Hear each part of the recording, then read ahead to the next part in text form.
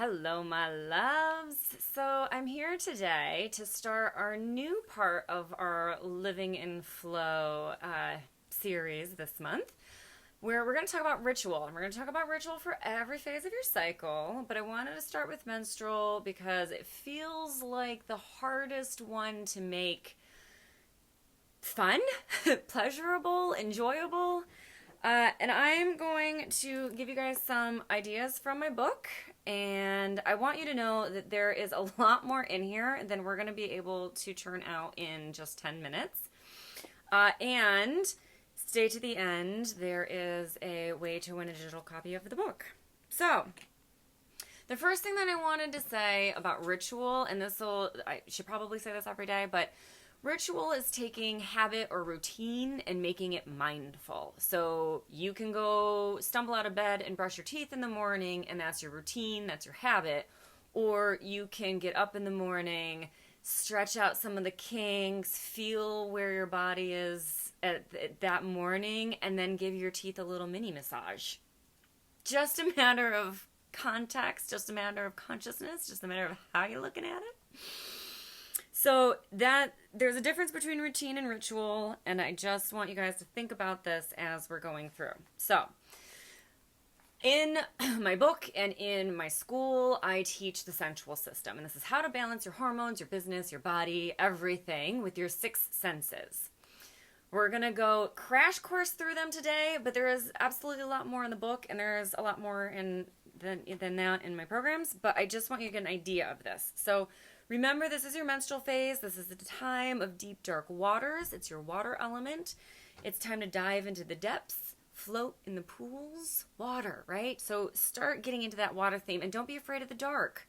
Allow it to show you the light, okay? All right, so sense number 1 is taste.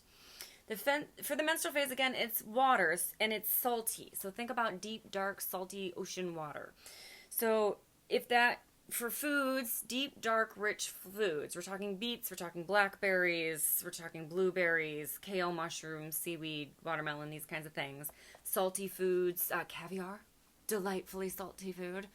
But for the sake of brevity, I'm going to focus more on how are you eating, how are you bringing your consciousness into this, and cooking techniques, water cooking techniques. So no matter what you're eating, try doing things like fermenting. That's a water-based technique of preserving and making food easier for your body to digest, right? So fermenting, freezing, pickling, poaching, making soups, steaming. So I just want to kind of send you down that path of how can you create ritual in the kitchen that supports the menstrual phase. Your second sense is smell, or at least in the order that I went in the book. And for smell, you want to think about things like clary sage, lavender, mint, kind of refreshers, things that will help perk you up and boost you up. I like ylang ylang, which to this day I just want to say ylang ylang in my head. But grapefruit, thyme, and oregano have all been helpful for supporting progesterone levels and breast health. So you might want to eat those things, but you also might want to put them in just like a room zester or spritzer, a little spray bottle, whatever. Think about having a little spray bottle that you keep around that you just sort of rotate the oils in, and you can just sort of bring your room, your energy, even just the area around your bed in the morning or at night into this ritual. Ginger and fennel can support healthy menstruation and relieve cramps. I used to find that really strong ginger tea, and I mean really strong ginger tea, which we call in my household, fuck you strong ginger tea. Sorry, it is. Was actually more effective than narcotics for reducing my endometriosis menstrual cramps. So if you have discomfort, you may want to try some ginger tea. Really strong, real ginger tea. Okay, sense number 3, touch and movement. We're talking about warm things and soothing things. So, and again, it's the water element. So steam room, sauna, hot bath. You want to think about those warm, cozy covers, gentle movements, gentle stretches, massage. Stretching. I really like to just lay in bed and stretch during the menstrual phase. Walk if it feels good. I love to do Tai Chi in all of the phases of the cycle, and in fact, we'll talk about that a little bit more in a minute, but it's a nice, gentle movement. Orgasm can be a powerful release during this time. It can be painful, so you have to feel your own body and see if it helps or hurts you. Some women find that being turned on increases their cramps. Some women find that it diminishes it. So see what helps and works best for you. And you don't need a partner for that, right? Yin yoga can be great during this phase too, but sometimes curling up with a hot water bottle, a cozy blanket, and a Netflix binge is all you want, and that's okay. So senses 4 and 5 are sight and sound. They're very much interlinked. And this is a resting phase, so think about calmer music and events. Listen to something that you find beautiful. And if you're looking for ideas on my YouTube channel, I have music that I enjoy organized by phase. So you can actually go to my playlists and listen to music from the menstrual phase and music from the follicular phase. I'll remind you of this, but you can go enjoy it. Maybe it just inspires you to make your own list of music that you enjoy. Maybe it gives you some ideas. Maybe it gives you some new music to play with.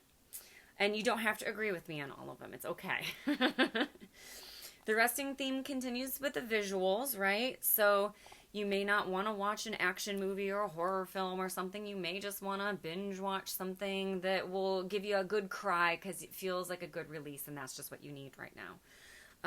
You may want to watch a lighthearted mockumentary, right? Like you may just want to watch a comedy. That's okay. Here's another novel idea, though. Get off of screens completely.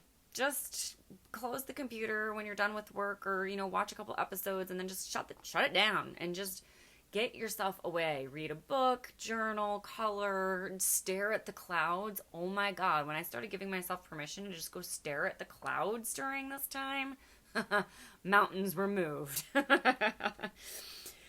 But the best way to figure this out is to feel yourself. So see if you can feel yourself brace against something. So if you're bringing something in, whether it's food, visuals, noise, whatever consuming you're doing, feel into your body and see if you feel like you're bracing yourself against it. Notice if you get a dull headache or eye ache. See if you can feel a tension in your womb. If so, try turning the sources of those reactions off. And do you feel relief? Do you feel relaxation? Does the ache disappear? These are really clear signs that your body's communicating to us. We just have been taught to ignore them or to dull them. So tune in and listen. The last one is spirit, which I have in the book as chi cycling. There's a lot of explanation into it, and I'm not going to go into it here because we just don't have time. But you may have some meditation that you like to do. You may want to do some journaling, whatever it is. Do what feels good, but just remember to include your spirit, your soul, whatever you want to call it, into your ritual. So then the last thing that I want to talk about is for your menstrual phase, your ritual, what I really want for you is just to take your time back, okay? There's an entire chunk of my book on this whole topic, but do whatever it is that you want to do, what feels good to you. I want you to reclaim your time, and that's really the purpose of this ritual, is to reclaim your time. So ideas for finding pleasure in your period, and I have huge lists in here for this. But drink from your favorite cup, eat the good chocolate, eat the good food, especially the red food, drink the good tea, splurge on fancy green juice or wine, make chocolate peanut butter smoothie or whatever flavor floats your boat. Wear period pads, or panties, get really fancy cloth pads. I have ones with vampires on it because I think it's hilarious. Get red clothes of all kinds. I have some really cozy red dresses that are just perfect for this phase. Rock the red jewelry, rock the red shirt, grab the red lipstick, literally get rose-colored glasses and wear them. Buy red flowers, create a pleasure-filled period playlist, make art, set up a red tent, set up a red altar, set up a red pillow fort. Change your sheets. This is my accidental one. So when I was younger, many years ago, I actually was shopping at a farmer's market and I saw red sheets and I just sort of loved them. This is well before the period coach was born, but I bought them. And then every month when I got my period, I just thought, oh, this is like the perfect time for my red sheets. So it turned into a ritual where I would get the red sheets out before I got my period so I could enjoy my red sheets during my period. And it turned into this accidental ritual that over a decade later, I still do. So I hope what you're taking away here is that you can use pretty much anything to create pleasure and celebrate your period. All it takes is a willingness to go out on a limb, consider that your period can be positive. Consider that your bleed can be joyful, even if you're in bed, like me, not by choice, but enjoying it nonetheless. Consider that this time can be full of pleasure. Yeah, when I had my period, during endometriosis, I was throwing up, I was sick, I was just hanging over the tub sometimes puking. Like, it was unfun. But I still refused to just sit in plain hot water. I got Epsom salts, I got essential oils, I got tea, I made French presses of tea and poured them in there. If I had to spend 2 or 3 days in the bathtub, I was not going to spend it just sitting in plain water. You already have, I'm guessing, some rituals that are just sitting there waiting for you to put your consciousness in them and become rituals. So please do it. All right. If you comment on this post with something that you do during your cycle that is a ritual, or something during your period that is a ritual, or something that you will be doing during your next period that is a ritual, you will be entered to win a digital copy of my book. That's it. That's all you have to do. Post on this video what you do that you're turning into a ritual, that you already do as a ritual, but give us some ideas of some things that you do surrounding your bleed that you are turning into or already do that is a ritual, and you will be entered to win the book. I will be making the announcement as to who wins at the end of this month, at the end of the series. Well, at the end of this month. The series may go longer. So, at the end of this month. So, I hope to see you. I hope to see your comments below. It's this post. And then I'll see you back here for rituals in the follicular phase.